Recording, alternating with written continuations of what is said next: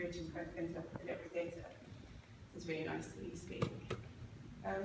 So yeah, I'm Sade. I recently joined the TBAP Board of Trustees. I'm the next pupil of the Bridge Academy. I left 7 years ago. And I was just sort of coming today to tell you about my rollercoaster journey, who I was when I came to Bridge, how Bridge supported me, and what I've gone on to achieve what I'm doing now. So to start with, I need to tell you who I was when I went to the Bridge Academy. I was a very different person to who you see here today. I was a really angry young person. I didn't like to be told what to do. I thought I was bigger and better than everyone around me, and I really didn't like formal education. I completely rebelled against the schools that I was attending at the time. I had about 80 exclusions, internal inclusions and suspensions. I was on red report from year 7. At one point, I got escorted to all of my lessons by my head teacher to make sure that I didn't start fights in the corridors. So it was pretty dark times for me. During that time, I had a lot of stuff going on at home, so I was hanging around with older people, and I ended up getting into drugs and alcohol and smoking cigarettes and eating too much chicken and chips every day. And I was living a really unhealthy lifestyle. So yeah, I guess the main thing for me in school was that when I met teachers, I really enjoyed irritating them. I really enjoyed disrupting their lessons. I liked to see chaos that I could cause, and I'm a very determined, ambitious person, so at that point I was just using those skills in a really negative way. So, like I said, in those 2 secondary schools, my teachers just sort of gave up on me, and they banned me not only from lessons but from entire blocks within the school. So I wasn't allowed in the science block, the drama block, the PE block, the maths block. The only place I could go was English and into internal inclusion, where I spent a lot of my time. So naturally I bunked off a lot.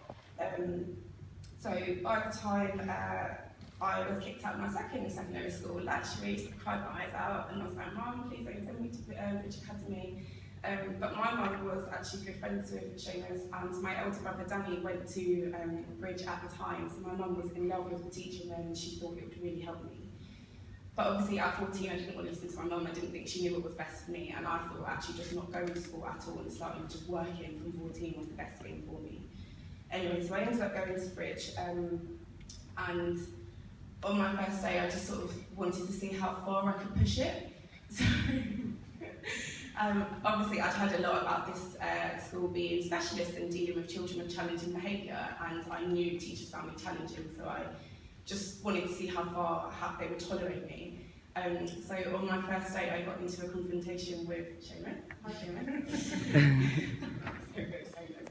Seamus. And I actually tried to smoke a spliff in front of him. Okay, I did smoke a spliff in front of him. In the corridor. Yes, I did, sorry about that. I haven't apologised since. But I was really angry, and I was screaming abuse at him, and I was basically saying that I could earn so much more money selling drugs on the streets. I don't need you. What's education going to do for me? I could be rich in a minute. So at that point I left, I ran away, jumped over the gates, ran as far as I could, and I also left home. So I lived independently for a year. I didn't go to school and I didn't see any of my family. And during that time I hung around with some dodgy people, and the drugs and the alcohol and the smoking and everything kind of spiraled out of control, and I ended up overdosing and in hospital in a coma. So when that happened, that was like pretty low point.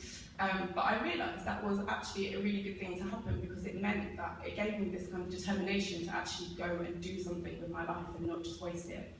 So I went back to Bridge and I sat down with my teachers, and obviously being quite arrogant, the conversation that I had was, I'm willing to learn, but can we compromise? And I was really fortunate that they said yes, and they wanted to help me, and they did help me. And I know, looking back, I really do see my education and the life that I've had as being privileged, and it's quite a weird thing to say, because I obviously know a lot of people who've had lovely homes growing up and went to university and they see themselves as privileged, but I really do. Like, the support that I was given at Bridge, the one-to-one specialist care, people who genuinely wanted to see me get better, like, it's like what one of you girls said, like, teachers were willing to take me out when I was angry. They threw me in the gym and put me on a boxing ring. Like, they did things with me that actually I wasn't going to get in mainstream school. And It's not because teachers aren't good in mainstream schools. Like, my brother's a fantastic teacher in a mainstream school. It's just that when you have 30 children, you just need to get rid of the one that's disrupting the other 29 and preventing them from learning, and I completely can see that now.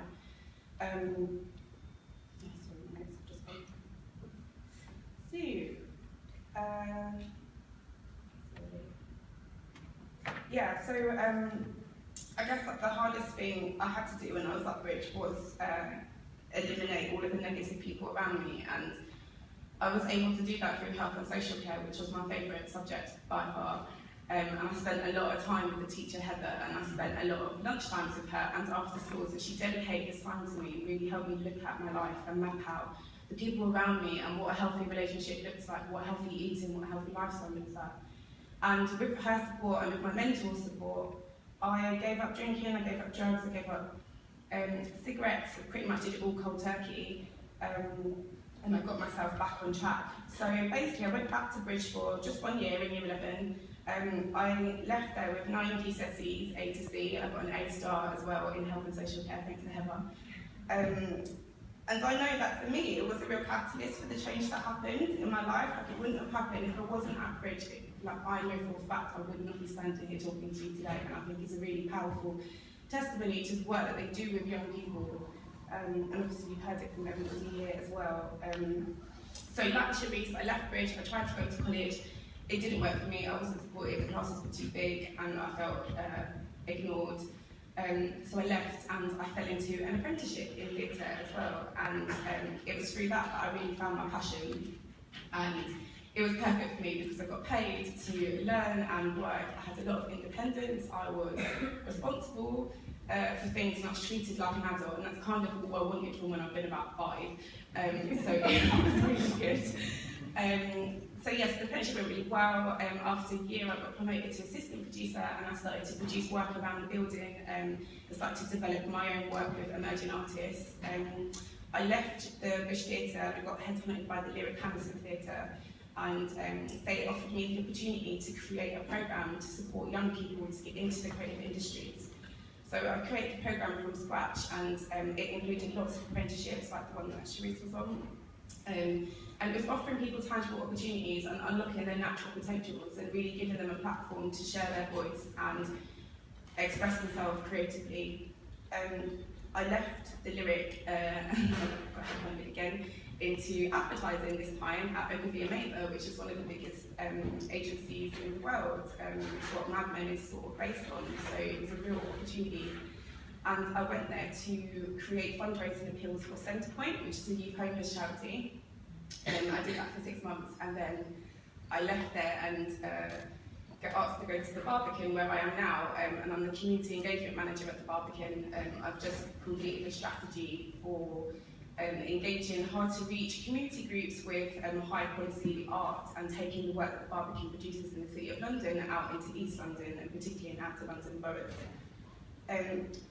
So obviously, as you can see, I've had a lot of achievements since I left Bridge, but I guess the main thing for me, well, actually there's 2 big things. One is a few weeks ago I got an award from Prince William for turning my life around, so that was quite a big thing, I guess. I wasn't expecting it, it was quite random, and it was a really great night. But the second thing, which I'm really proud of, is that I got married a few weeks ago to my best friend. And the reason why I say that, I wouldn't usually include that in a speech, but the reason why I do is because it actually boils back to all of that healthy relationship and understanding boundaries and patterns that I was creating in an unhealthy cycle when I was 14 at Bridge. And actually that learning has carried me through all of my life, so I'm really grateful for that. And then I guess well, actually I have to say something. I mentioned my brother earlier, and he'll kill me if I don't say this. He is doing really well now, and anyone who knew him when he was at Bridge would say he probably wasn't the nicest person. He was much worse than me, I just want to put that out there. He was hard work. We both were, it was a handful for my mum. But basically I called him last night and I told him I was doing this, and he just wanted me to say from him that the best thing at the Bridge was that he had people who actually listened to him, and we went through quite a lot of abuse when we were younger, particularly from men, like my dad and his dad, and Danny didn't trust men at all. So when he got to Bridge, that was one of the biggest things for him, to actually have male teachers, and he hated it. But actually, through the support that they did with him, he came round and he wrote to me last night, and he said, all in all, I felt the Bridge helped me as a person, and I feel that I wouldn't be where I am now without them. I'm really grateful for the male mentors in particular, and it's having positive men in my life that made me the man I am today. And he's actually running his own carpentry business now, and he's doing loft conversions in West London and on your day. He's doing very well. But that was a skill he learned at the Bridge Academy doing wood tech. And just finally, because I know I'm like battling on, sorry, Jonas, I just want to leave you with something that my mentor said to me when I finally came back to Bridge. And I knocked on her door, and I was obviously my tail was between my legs, and I was like, really sorry. And she was like, oh, okay, come in, but leave your suitcase. And I was baffled. I was like, I don't know what suitcase we're talking about. And she was like, yeah, you're carrying a lot of baggage with you, I can see it, and you can either choose to leave it at the door, or you can bring it in with you, but either way I'm going to help you sort it out. So yeah, that was the best thing I got from Bridge. Thank you.